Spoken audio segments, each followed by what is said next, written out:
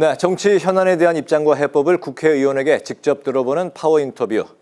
여야 대치와 6월 지방선거 전국에서 조국 혁신당의 존재감이 부각되고 있습니다.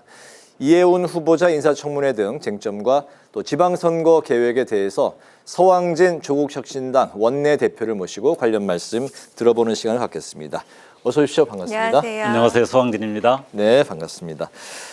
이해운 후보자 인사청문회가 결국 대치 끝에 오늘 열리지를 못했습니다. 그렇습니다. 국민의힘은 장동혁 대표의 단식이 끝날 때까지 모든 의사 일정을 중단하겠다고 이제 밝힌 상황인데요. 이런 국민의힘의 인사청문회 보이콧 그리고 국회 의사 일정 중단 선언 어떻게 보십니까? 네, 우선 인사청문회는 여러 가지 쟁점들이 있었고 특히 이해운 후보에 대한 지명에 대한 많은 의혹 또 국민들의 우려 이런 것들이 있기 때문에 네. 사실 제1야당이라면 적극적으로 청문회를 해서 그 점에 대한 어떤 당의 입장을 분명하게 제기하고 국민들을 설득하는 것, 국민의 여론에 호소하는 것 맞았다고 보는데 그것을 보이콧한 것은 제1야당의 어떤 태도로서 적절치 않다 저는 그렇게 생각이 들고요. 네. 거기에다가 장동혁 대표의 단식을 근거로 해서 전체 의사 일정을 보이콧하는 것은 국회가 가진 중요한 역할, 특히 우리 국민들의 어떤 민생 법안들이 굉장히 지금 쌓여가지고 아직도 필리버스터나 이런 문제 때문에 진행이 안 되고 있는데 예. 그런 걸 생각하면 너무 과도한 행위가 아닌가 이런 생각을 합니다. 네, 그리고 그 국민의힘 장동혁 대표가 무기한 단식 투쟁 중입니다. 통일교 특검의 경우에는 여야 협상이 답보 상태잖아요. 네. 그리고 조국 혁신당은 민주당의 통일교 특검법 처리를 늦춘 것에 대해서 유감을 지금 표명하고 있습니다. 네. 통일교 특검법에 대한 그 혁신당 입장을 한번 이 자리에서 들어보도록 하겠습니다. 예, 그렇습니다. 저희는 이미 지난해 통일교 특검 법안을 자체 발의를 한 바가 있었고요. 네. 거기에 대해서 사실은 참 기묘한 상황인 게 국민의힘도 통일교 특검을 하자고 그러고 있고요. 네. 어떻게 보면 제일 먼저 제기를 했었습니다. 그다음에 조국혁신당 발의를 했었고 민주당도 뒤늦게 또 특검법을 발의를 했습니다. 그래서 세 당이 다 통일교 특검을 하자고 하는데 네. 도대체 무엇 때문에 진행이 안 되고 한쪽에서는 단식을 하고 있고 한쪽에서는 협상을 하겠다고 하는 건지 좀 의아스러운데요. 기본적으로 통일교 특검은 특히 어떤 돈을 지원하는 문제뿐만 아니라 종교 기관이 정치에 개입해서 조직 활동이라든지 선거에 개입하는 사실 우리 헌법에 명시되어 있는 정교 분리의 원칙을 근본적으로 훼손하는 심각한 문제라고 봅니다. 예. 그런 점에서 그 점을 제대로 조사하는 특검을 해야 된다고 생각하고 있는데 국민의힘이 지금 단식까지 하면서 통일교 특검을 주장하는 것은 저는 뭐 국민들이 보기에도 이해가 되지 않는 게 민주당도 우리도 하자고 하고 있는데 지금 발의돼 있는 신천지를 포함한 특검 내용을 받으면 됩니다. 그래서 정말로 장동혁 대표가 단식을 하는 것이 특검을 하고자 하는 의지인지 네. 아니면은 일부에서 평가하듯이 당내 문제, 뭐 예를 들면 한동훈 전 대표 징계 문제라든지 이런 것들을 해소하기 위한 일종의 당내 이벤트로서 하는 건지 의구심이 들 정도로 우선 진정성이 확인되지 않고 있고요. 더불어서 민주당이 왜 이것을 보류하고 협의를 하겠다고 하는 거냐 하는 부분에 대해서 저희가 유감 표명을 한 것은 사실은 통일교 특검 문제는 국민의힘과 민주당 양당이 좀 현안으로 걸려 있는 사안입니다. 그렇기 때문에 오히려 두 당이 더 적극적으로 앞장서서 그것을 해 나가야 되는데 한쪽에서는 단식을 하면서 내용을 찾고 다른 이야기를 하고 있고 한쪽은 협상을 한다면서 조금 보류하는 듯한 느낌을 보이고 있어서 저희는 네. 하루빨리 이것을 진행하고 특검법을 통과시키는 것이 필요하다. 양당의 촉구를 하고 있습니다. 네네. 통일교 특검이 필요하다. 양당이 이제 촉구를 하고 있는 상황. 공천 헌금 특검 이야기로 넘어가 보면 네. 민주당 내에서도 여야 없이 의혹을 털고 가자 이렇게 이제 공감대는 형성돼 있는데 단지 이제 이게 특검까지 가는 것에 대해서는 좀 정치적 공세가 아니냐 이런 네. 입장이 여전한 것 같고 반면에 이제 국민의힘과 개혁신당이 주장하는 건 좀 특검까지 뭐 개혁신당도 이야기를 하는 것 같습니다. 이런 필요성의 특검 필요성에 대해서는 좀 어떤 입장이실까요? 저는 1차적으로 이 공천헌금 문제는 사실은 우리의 민주주의 체제라는 게 선거를 통해서 국민들의 직접적인 선택을 통해서 가동되게 돼 있는 시스템이지 않습니까? 네. 근데 그것을 근본적으로 훼손하는 아주 심각한 문제라고 생각되기 때문에 이번에 제기된 공천헌금 문제는 정말로 명명백백하게 제대로 한번 조사가 돼야 된다. 우선 그렇게 생각을 하고 있고요. 예. 현재 검경에서 조사를 하고 있기 때문에 그 부분이 어떤 성역 없이 민주당이든 국민의힘이든 또는 뭐 다른 정당이든 성역 없이 제대로 수사가 일차적으로 돼야 된다 이렇게 생각을 하고 있고요. 문제는 그것이 무슨 최근에 불거진 몇 사람의 이례적인 문제가 아니라 한국 정치 구조가 안고 있는 굉장히 고질적인 문제고 네. 최근에 아마 좀 많이 회자가 됐습니다만 홍준표 전 의원이 페북에 이렇게 어떻게 보면 솔직한 고백처럼 써놨는데 지금의 국회의원들이 지방선거 과정에서 가지고 있는 지방선거 공천권을 무기로 그때 출마자들한테 많은 돈을 모아서 자기의 다음 선거를 대비하고 또 정치 자금을 마련하는 이런 구조 자체가 굉장히 만연해 있다. 뭐 김병기 강선우 문제에 국한하지 않는다 이렇게 어떻게 보면 고백적 이야기를 했는데 그거 자체를 근본적으로 뿌리 뽑는 계기가 돼야 된다고 생각을 하고 있고요. 예. 현재 진행하고 있는 검경의 수사가 철저하게 진행돼야 된다. 그 과정에서 마치 어떤 성역이 있는 것처럼 검경이 제대로 하지 못한다. 그러면 특검 필요하다고 생각합니다. 그런 점에서 지금 진행 상황을 좀 면밀하게 주시할 필요가 있다. 저희는 그렇게 생각하고 있습니다. 네. 현재의 검경 수사 상황을 지켜봐야 된다. 조국 혁신당은 공천원금 관행을 이제 뿌리 뽑기 위해서 돈 공천 추방법을 이제 발의할 계획으로 알려졌습니다. 이 법안, 돈 공천 추방법, 이 법안에 어떤 내용이 담기게 됩니까? 예, 뭐 이번에 돈 공천 문제는 사실은 굉장히 충격이었습니다. 특히 이제 민주당에서 그것이 많이 불거지면서 더 충격을 주기도 했었는데요. 예. 저희가 지금 준비하고 있는 돈 공천 추방법의 4가지 내용은 뭐 조국혁신당뿐만 아니라 진보당이나 사회민주당, 기본소득당이 함께 지금 발의하려고 준비를 하고 있는데요. 핵심적인 내용은 그렇습니다. 이 선거법상의 돈공천 등의 어떤 문제가 확인되고 유죄가 확정되면 지금은 피선거권이 한 10년 정도, 그것도 가볍지는 않습니다만은 예. 그거를 아예 20년 정도 더 강화시켜서 절대로 한번 그런 문제가 생기면 다시는 정치에 발붙이지 못하도록 하자라는 게 첫 번째 내용이고요. 거기에 이제 뭐 거기에 들어간 비용들은 다 회수가 됩니다만 거기에 징벌적 벌금을 더 추가하자라는 게 두 번째고요. 그다음에 그렇게 발생한 선거법 문제 때문에 재보궐선거가 계속 발생하고 있지 않습니까? 네. 그러한 재보궐선거에는 당사자 정당은 아예 공천을 못하도록 하는 것이 선거법상의 내용이고요. 거기에 대해서 이제 추가적으로 정치자금법에 의해서 그런 후보를 추천한 정당의 국고보조금을 삭감하자. 이런 내용이 담겨 있는 어떻게 보면 상당히 강한 네. 규제 네. 조항들을 좀 담고자 했습니다. 예. 네, 그 민주당 한병도 원내대표는 검찰 개혁을 위해서 혁신당과 긴밀히 협력하겠다 이렇게 네. 이야기를 했습니다. 정부 입법 예고안 논란의 핵심은요, 중수청 직제 이원화와 공소청의 보완 수사권인데요. 정부는 수사사법관과 전문 수사권의 경우는 동등한 관계다. 보완 수사권은 추후에 논의를 하자 이런 입장인데 이 같은 정부의 설명에 대해서 어떻게 생각 갖고 계십니까? 우선 뭐 조국혁신당은 여러 차례에 걸쳐서 현재 정부가 입법 예고한 검찰 개혁안에 대해서 굉장한 어떤 비판적 입장을 냈습니다마는 정부도 이제 검찰 개혁도 하지만 그렇게 개혁된 검찰 체제가 제대로 어떤 범죄를 수사하고 잘 작동되도록 하는 쪽에 대한 고뇌 속에서 나왔다는 것은 알고 있습니다. 네. 그럼에도 불구하고 우리 역사에서 또 우리 행정 체계 속에서 검찰 개혁이라는 것이 갖고 있는 그 중대성 또 민감성 이런 부분에 대한 문제의식이 좀 너무 약하지 않았나 하는 생각을 합니다. 말씀 소개해 주신 것처럼 예를 들면은 중수청이라고 하는 것이 이제 새로운 어떤 핵심 중대 범죄에 대한 수사기관이지 않습니까? 그 수사기관을 만드는 데 있어서 전혀 생각하지 않았던 수사사법관이라는 직제를 만들어서 사실상 그 수사사법관에 옛날 특수부 검사들이 그대로 와가지고 수사관들을 지휘하면서 검찰 역할을 계속하는 그 구조를 만들어 놨습니다. 네. 그게 이제 기능적으로는 뭔가 잘 수사를 할 수 있는 것처럼 보이지만 사실은 우리가 가장 우려한 검찰의 수사 기능을 그대로 유지하는 체계가 된다는 점에서 중수청이 오히려 옛날에 특수부나 중수부를 더 확대한 제2의 검찰청이 되는 것 아니냐라는 우려가 심각하게 제기가 되고 있는 것이고요. 그다음에 기소를 담당하게 있는 공소청, 그 공소청에 대해서도 법안을 저희들이 하나하나 뜯어보니까 옛날 검찰청법을 그대로 거의 따왔어요. 그리고 심지어는 공소청의 수장을 뭐라고 부르냐면은 당연히 공소청장이라고 불러야 되지 않겠습니까? 그걸 검찰총장이라고 부른다는 겁니다.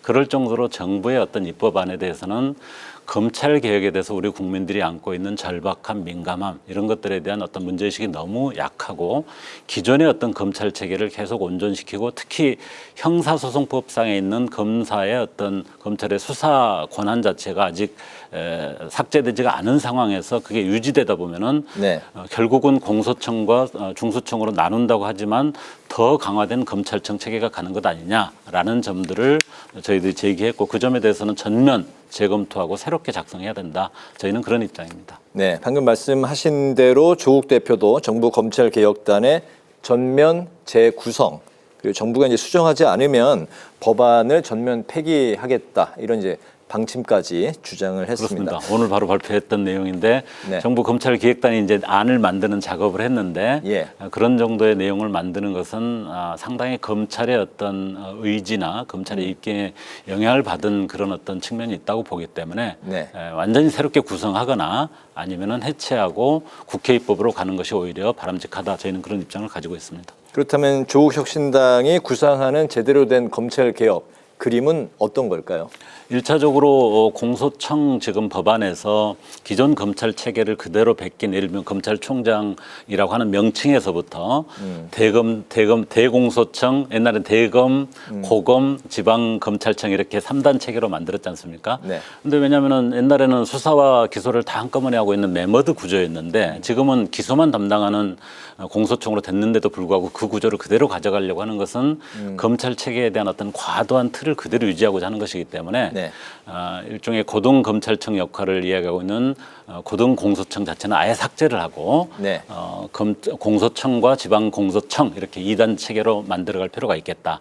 무엇보다 중요한 것은 검사의 수사 권한을 명시하고 있는 형사소송법상의 196조의 검사 수사권 자체를 조기에 삭제할 필요가 있다. 이런 내용이 이제 공소청 부분의 핵심이고요. 중수청이나 아까 소개했던 수사사법관의 이원 체계를 삭제하고 수사관 단일 체계로 만들어서 수사 중심의 체계로 가져가야 되고 수사 범위 내용에 있어서도 지금 9가지로 굉장히 확대시켜놨는데 좁힐 네. 필요가 있다. 이런 네. 내용들이 저희들이 대안으로 제시한 내용입니다. 형사소송법 개정안은 조금 이제 뒤로 밀리는 것 같은데 그렇다면 같이 이번에 좀 병행돼서 이루어져야 된다면 뭐 그런 말씀 그렇습니다. 같나요? 그게 뒤로 미뤄졌을 때 어떤 경우에는 공소청의 검사들이 다시 수사를 할 수 있는 그 근거가 확보되기 때문에 자칫 시간이 미뤄졌을 때는 수사 기소를 분리했던 것 자체가 형용화될 우려도 있다. 이런 차원에서 형사소송법의 개정 작업도 신속하게 동시에 해야 된다는 것이 굉장히 중요한 입장입니다. 예. 그 당에서도 그 다가올 지방선거에 대한 승리를 좀 목표로 두고 있을 텐데요. 정개특위가 또 가동돼서 선거제 개편과 선거구 획종 논의를 또 시작을 그렇습니다. 하기도 했습니다. 네. 혁신당은요, 그 기초광역위원 선거에 3에서 5인 중대선거구제를 주장하고 있는데 그 이유를 좀 들어보고 싶고 여당과 어느 정도 그 공감대를 형성했는지도 궁금하거든요. 예, 뭐 지방자치가 시작된 지 꽤 오래됐습니다만은 우리 국민들한테는 사실은 어떻게 보면 일상생활에서 가장 중요한 게 지방자치 정부, 지방행정인데도 불구하고 지방자치 정치 제도나 현실에 대해서는 깊은 관심들은 없는 것 같습니다. 그래서 어떤 현실이 지금 우리한테 주어져 있는가 하면은 특히 영남과 호남의 경우에는 영남은 국민의힘, 호남은 민주당이 네. 자치정부, 지방정부와 지방의회를 다 독식을 하고 있습니다. 그래서 지방정부와 지방의회가 같은 정당이다 보니까 견제와 균형이라고 하는 우리 민주주의 제도의 가장 기본 원칙이 발휘가 되지 않고 있고 또 어떤 치열한 경쟁과 혁신 속에서 뭔가 지역의 발전의 어떤 전략도 만들어지는데 네. 그런 게 제대로 안 되고 있습니다. 그런 점에서 적어도 지방의회 정도는 특정 정당이 다 독식하는 것이 아니라 제3당, 4당들도 참여할 수 있도록 적어도 의회 일정 부분은 들어갈 수 있도록 해야 되는데 그 핵심이 현재는 2인 선거구제면 예를 들면 네. 호남에서는 민주당만 2명이 다 됩니다. 영남에서는 국민의힘만 2명이 다 되고요. 그래서 3인에서 5인 정도로 하게 되면은 적어도 3등, 4등, 5등 같은 경우는 작은 정당들도 한 명씩 배출해서 지방의회가 좀 더 다양하게 구성될 수 있고 그러다 보면은 지방정부와 지방의회가 견제와 균형의 체계를 만들 수 있다는 점에서 꼭 그런 어떤 체계로 바뀌어야 되는 것이 핵심적인 지금 과제라는 점에서 저희들이 제안하고 있고요. 민주당 내에도 특히 민주당의 호남 의원들은 별로 관심은 없어 보이는데 네. 영남 의원들은 꽤 관심 있고 적극적인 네. 제안을 하고 있습니다. 그래서 서로 협업을 하면서 한번 이번 정개특위에서 바꿔보고자 노력을 하고 있습니다. 이제 4개월 남짓 남았는데 그렇다면 이제 속도를 좀 내야 되겠네요. 그렇습니다. 알겠습니다. 조국 대표가 과연 어디에 출마할 것인가? 초미의 관심사가 또 아닐 수 없습니다. 네. 서울시장, 부산시장 이야기도 나오고 있고 또 이제 판이 커진 국회의원 재보궐선거 이야기도 나오고 있는데 당내에서도 뭐 논의가 많이 될 것 같은데 그렇습니다. 현재 분위기는 조국 대표 본인은 한 뭐 늦은 봄쯤 그러니까 이제 5월 정도, 4월 말 5월 정도에 정하겠다는 뜻으로 들립니다. 네. 예, 좀 논의가 이 부분은 좀 어떻게 되고 말씀하신 대로 뭐 국민들의 관심이기도 하고 또 저희 당 내에서도 굉장히 중요한 사안이어서 많이 논의를 하고 있습니다. 다만 네. 일관되게 저희들이 가지고 있는 입장은 이번 6월 선거, 지방선거든 아니면은 보궐선거든 국회의원 재보궐선거든 어떤 선거든 적극적으로 참여해서 조국 대표가 역할을 한다. 이 원칙은 계속 일관되게 이야기를 하고 있는 것이고요. 특히 지방선거 관련해서는 조국혁신당은 뭐 어떻게 보면 제3당이긴 하지만은 작은 당이지 않습니까? 그래서 선거 과정에서 특히 조국 대표와 같은 중심적인 역할을 하려면은 민주당과 선거연합 체계나 이런 것들이 어떻게 되느냐 그 논의에 따라서 상당히 변수가 있습니다. 예. 저희가 일방적으로만 선택하는 것이 아니기 때문에 그래서 그런 논의가 본격화되고 나면은 이번 지방선거에서 저희 조국혁신당이 가지고 있는 큰 방향은 하나는 일종의 저희 입장입니다만은 내란의 본거지 역할을 하고 있는 국민의힘에 대한 좀 제대로 된 심판이 좀 필요하다. 두 번째로는 호남과 영남에서는 좀 자체 혁신 경쟁이 필요하다. 이 두 가지 관점에서 접근을 하기 때문에 그 기조에 맞춰서 가장 효과적으로 역할을 할 수 있는 것을 선택한다고 저희는 방향을 잡고 있는데 네. 아까 말씀드린 것처럼 민주당과의 어떤 선거연합 논의라든지 또 진행되는 어떤 정치적인 여론의 흐름들 이런 걸 보면서 뭐 5월은 너무 늦을 것 같고 네. 조금 일찍 봄에는 저희들이 입장을 내야 되지 않을까 이렇게 생각하고 현재로서는 있습니다. 어떤 카드가 제일 유력합니까? 뭐 다 열려 있습니다. 지금은 다 다 열려 열려 있고 특히 국힘 제로를 위해서 정말 중요한 선거에 조국 대표를 투여하는 것이 민주당을 포함한 이 개혁 진영의 공통의 어떤 의지고 그런 합의가 만들어진다. 그러면 거기에 기꺼이 갈 수도 있다 이렇게 네. 생각을 하고 있습니다. 네. 조국 대표가 이런 말을 했습니다. 이재명 정부의 레드팀이 되겠다. 네.